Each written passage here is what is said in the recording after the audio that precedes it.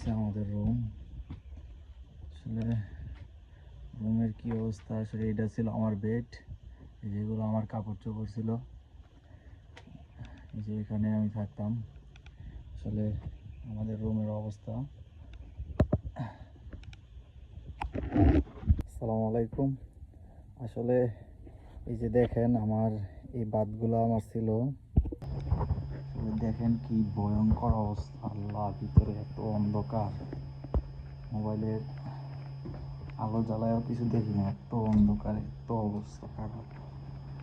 ঘাইমা একবারে পুরা ভিজে গেছি। এই যে এই গেটটাই ছিল আমার দ্বিতীয় গেট। আসলে এই গেটটা আমরা ভাঙতে পারি নাই, 20 জন মিলে আমরা ভাঙার চেষ্টা করছি এই গেটটা, কিন্তু ভাঙতে পারি নাই। আর এদিক দিয়ে হচ্ছে আমরা সবসময় যাওয়া আসা করছি। কি অবস্থা হয়ে গেছে রুমের, দেখেন। আল্লাহ, খুবই ভয় লাগতেছে।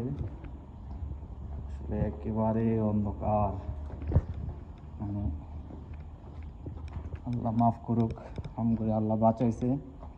অনেক ভয়ঙ্কর অবস্থায় ছিলাম এই জায়গায়। আল্লাহ, দেখেন কি অবস্থা এই জায়গাটা, তার মার ভাঙ্গা সব কিছু পুরা ছাই হয়ে গেছে একবারে। কি অবস্থা আল্লাহ, কোনো কিছু বাকি নাই, আসলে কোনো কিছুই বাকি নাই, সব কিছু ভাঙ্গা একবার অবস্থা খারাপ হয়ে গেছে। আসলে এটা হচ্ছে ছাদটা আসলে আবার ভালো আছে, ছাদে তো কিছু নাই, করবো কি। যে দিক দিয়ে আমরা আসলে সবসময় যাওয়া আসা করতাম, অবস্থা একেবারে খারাপ। আল্লাহ, অবস্থা হয়ে আছে। আসলে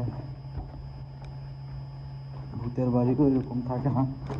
আল্লাহ, দাঁড়াইতে পারি না, সিঁড়িগুলো ভাঙ্গা দেখেন, সিঁড়ি সমানে আছে, পুরো ওয়াল ভাঙ্গা পুরো কি অবস্থায় আছে দেখেন। আল্লাহ, মূলত আমাদের আগুন লাগার মেন হচ্ছে এই দোকানটা। আসলে এটা একটা দোকান, মার্কেট। এই মার্কেট থেকে আসলে আগুনের সূত্রপাতটা ঘটে। আসলে আমি অলরেডি নিচে নাইমা চলে আসছি।